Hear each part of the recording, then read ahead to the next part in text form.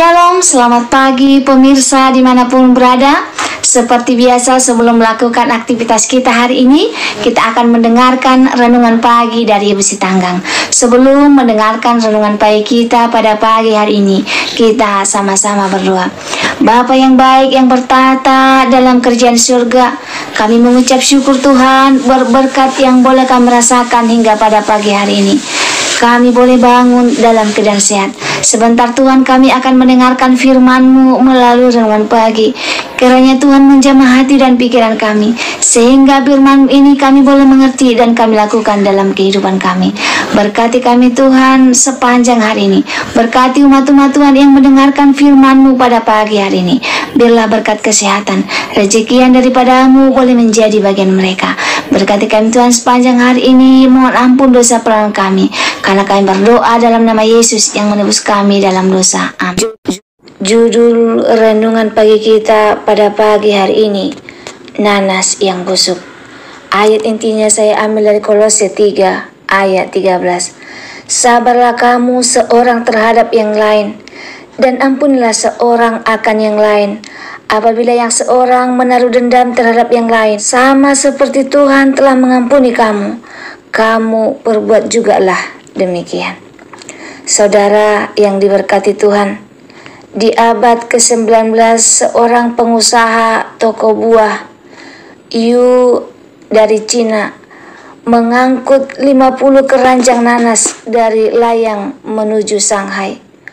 Karena perjalanan yang mereka tempuh cukup jauh, maka sebagian nanas pun mulai membusuk dan harus dibuang. Tepat di seberang toko buah Yu, tinggallah sepasang suami istri yang miskin. Mereka memungut nanas-nanas yang mulai busuk itu, lalu mengupasnya. Mereka memilih bagian-bagian yang masih baik dan memotongnya menjadi potongan-potongan kecil, lalu menjualnya. Ternyata dagangan itu sangat laku terjual. Akhirnya mereka memutuskan untuk membeli semua nanas yang sudah mulai membusuk. Selain itu, pasangan suami istri ini juga menjual kue nanas yang mereka olah sendiri. Pemilik toko Yu merasa iri dengannya. Dia kemudian ingin menjatuhkan nama baik pasangan tersebut dengan memberitahukan pada masyarakat bahwa nanas yang dijual adalah nanas yang busuk. Pemilik toko itu pun menempelkan tulisan yang berbunyi, Tianji Dao, artinya langit pun tahu. Namun pasangan suami istri itu tidak marah. Mereka justru menggunakan kata itu menjadi nama toko mereka. Dengan nama baru itu, toko mereka semakin terkenal. Pemilik toko Yu kemudian menjadi semakin marah. Dia kemudian menggambar kura-kura di toko mereka dan menuliskan kata-kata, tidak tahu malu. Ternyata mereka juga tidak marah. Mereka justru menggunakannya sebagai logo toko mereka. Mereka pikir logo itu bagus karena kura-kura melambangkan umur panjang. Hingga kini toko dengan merek kue Tianji Dao yang bergambar kura-kura menjadi merek yang sangat terkenal di Shanghai. Rasa iri dan dengki sering menguasai seseorang, terlebih ketika mereka melihat bahwa orang lain lebih berhasil.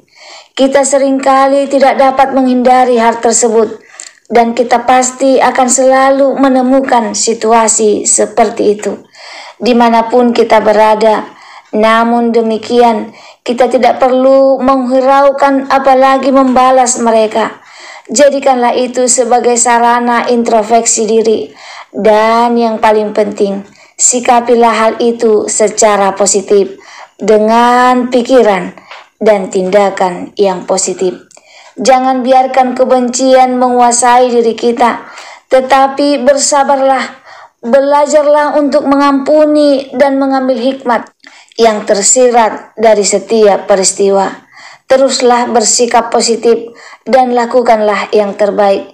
Jadikan masalah, gesekan, dan tekanan itu sebagai pemicu semangat sekaligus batu loncatan bagi kita untuk meraih keberhasilan yang lebih besar. Sabarlah kamu seorang terhadap yang lain, dan ampunilah seorang akan yang lain. Apabila yang seorang menaruh dendam terhadap yang lain, sama seperti Tuhan telah mengampuni kamu, kamu perbuat jugalah demikian. Kolose 3 ayat 13. Renungan pagi kita pada pagi hari ini sebuah inspirasi yang mengingatkan kita. Jika memang benar kita berbuat baik dan orang-orang lain yang iri dalam kehidupan kita, teruslah berbuat baik dan berusahalah untuk memaafkan mereka. Jika kita ada iri terhadap orang lain, firman Tuhan katakan, jangan biarkan kebencian menguasai diri kita, tetapi kita harus menjadi berkat bagi orang lain.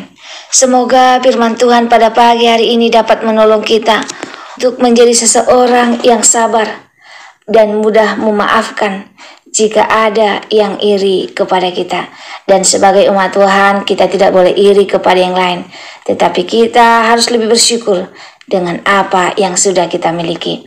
Jika saudara merasa terberkati dengan firman Tuhan pada pagi hari ini, saudara boleh share di sosial media kamu, Facebook, WhatsApp, Instagram, dan lain sebagainya, sehingga semakin banyak umat-umat Tuhan yang merasa terberkati, dan semoga hati mereka terketuk. Jika mungkin ada yang iri kepada kita, kita harus lebih sabar dan mendoakan mereka. Sebelum mengakhiri firman Tuhan pada pagi hari ini, kita sama-sama berdoa.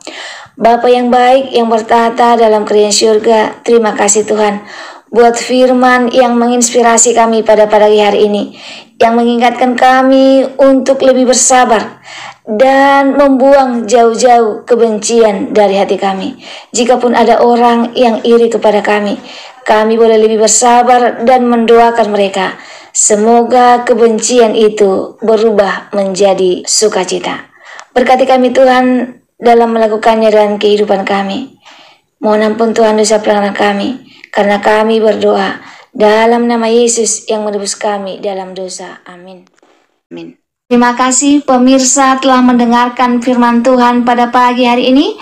Sampai ketemu besok pagi. Terima kasih, Tuhan memberkati.